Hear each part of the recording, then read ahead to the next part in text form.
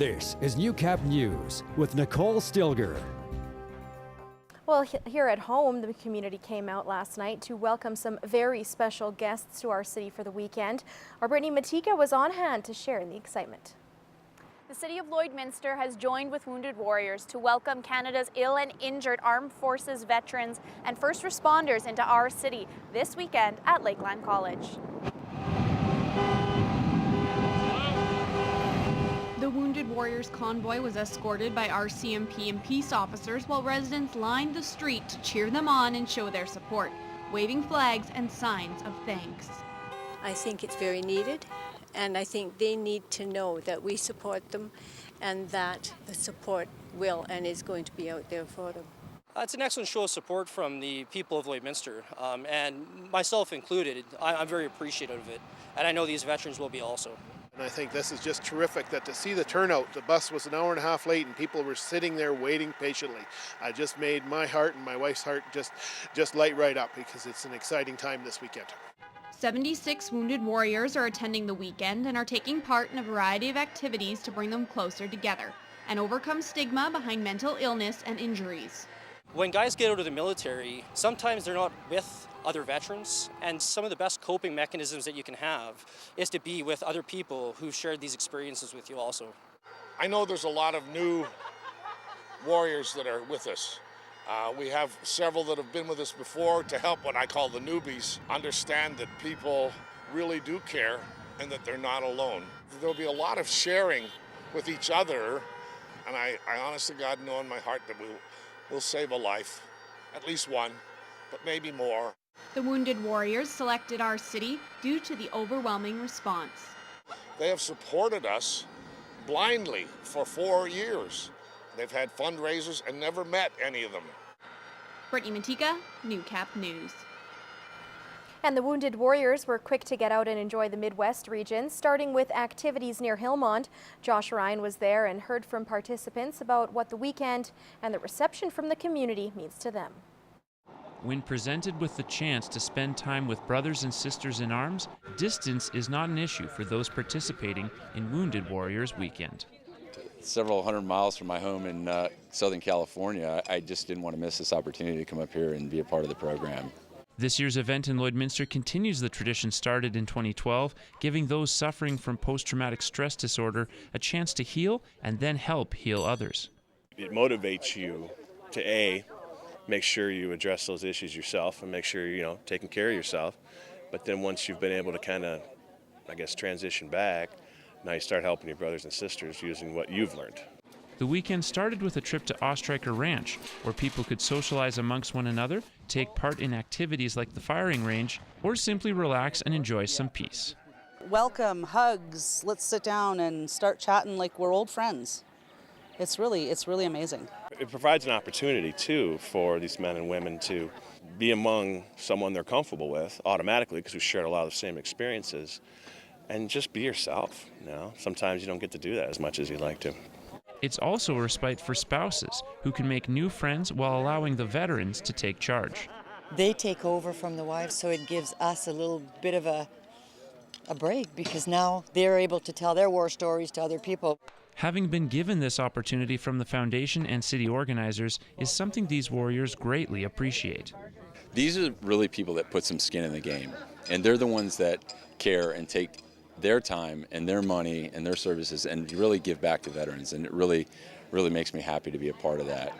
And the support from the community has left them overwhelmed.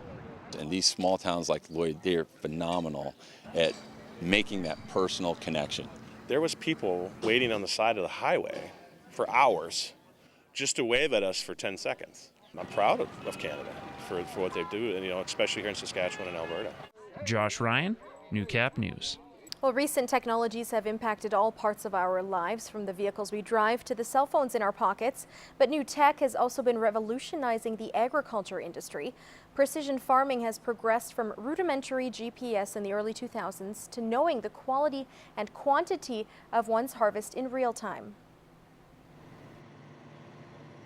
Becoming more and more focused on gathering the data that we're doing in the fields, reporting, analyzing that data, and making decisions from that data to become ultimately more productive. Vehicles can now communicate with each other directly, taking part of the stress off drivers during a busy harvest. When the tractor pulls up to the combine, it automatically takes control of that tractor, puts it in the safe unload zone. So the combine operator, his sole focus can just be on harvesting. Willis says this new tech is just the tip of the iceberg of what new farm machinery can do. Well, our future generation is taking their skills to the next level by starting their own businesses. As Eza Bashir finds out, being an entrepreneur can begin at a young age. The Biz Kids program is up and running once again, providing kids with a great summer opportunity to create and run their own business. For my business, I make a card game that's also a tag game. So what it is supposed to be doing is you have to think about strategies, but you also get exercise while playing. The businesses vary from selling lemonade to walking dogs, as this is just the start for building a potential future career. We really believe in planting the seed of entrepreneurship at a very early age. And at that age, they really don't have a lot of inhibitions, and they're willing to just get out there and really give it a try. The kids learn the basic skills of finance, bookkeeping, budgeting, and planning with a mentor by their side. Walking around with my daughter and she has her budget and knows how much she can spend, and just seeing that awareness as, ooh, that's how much these are going to cost and that's how much this is going to cost, and the financial part and her expenses and her profits, and it's been so cool. Interacting with others and developing relationships is the main focus of the program, while the entrepreneurial spirit comes from the kids themselves.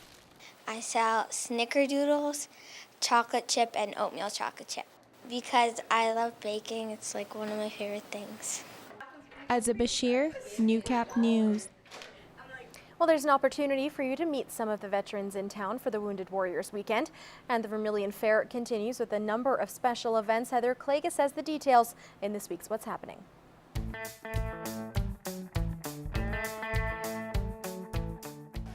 This weekend is a really special weekend here in the city of Lloydminster, as they're hosting the Wounded Warriors Weekend. And one of the things that you can take part in is going to take place right here at Bud Miller Park Sunday afternoon starting at 1 o'clock. It's the Heroes Hoedown, and there's going to be a number of different things you can do with the family, including some bouncy houses. They're also going to have a number of military displays and some live music as well. So hopefully you can come down on Sunday afternoon and show your support for the Wounded Warriors Weekend.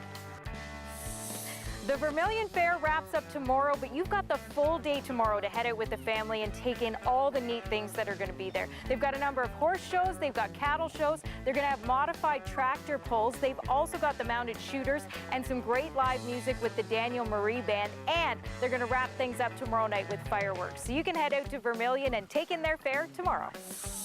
Summer is a great time to hang out outdoors and check out some great new music, and we want you to pick up some new music by winning a copy of Alan Doyle's new album, So Let's Go. This guy, he's out on tour across Canada, and he always makes such great fun music. If you want to win a copy of this CD, all you have to do is email your name and daytime phone number to tvcontest@newcap.ca. We want to say thanks to John at Universal Music Canada for setting us up with the music.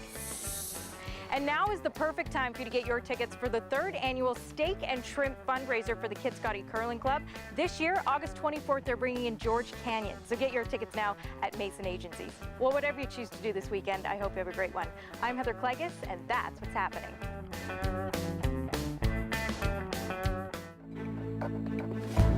This is Newcap Sports. Well, a great coach knows their job is a year-long proposition. Games, workouts, and practices occupy the regular season, while recruiting, and more recruiting fills the off-season. With the recruiting period over, Lakeland College is ready for school to start, so all of the hard off-season work can be put to the test. Lance Phillips is at the Lakeland Gym with a special guest whose team begins its quest today. Lance. Thanks very much, Nicole. Bomb Drop, for those of you who don't know, is Lakeland College's opening weekend of camp for women's basketball. And I'm here with Chris King, head coach of Rustlers women's basketball. And Chris, you have had the trifecta recently. We're going away from basketball here. Yep. You were the host of a show, The Gloves Are Off. You were the interviewer for two interviews. And now you're the interviewee. How does it feel to nail down that trifecta? Yeah, it feels pretty amazing. I think I might have to give up all three because I wasn't very good at any of them. But I'll keep my day job coaching. The girls are out here kind of getting started. Camp goes in about 90 minutes. How are you feeling about your chances this season? Yeah, very excited. I think any time you have a bunch of girls coming back in your program, you should be near the top of the league. So that's kind of our goal. A bunch of good recruits coming in as well. So this weekend we get to put it all together, see what it looks like, not only on paper but on the floor, and go from there. You said new recruits coming in. You've got a couple that aren't coming in the Australian girls, namely Tori Dugan, who went down with an ACL injury. How do you feel about where your team will be at without her? Yeah, we're not going to be the same for sure, but I think Angela Barron stepped up huge last year, so she'll continue to develop.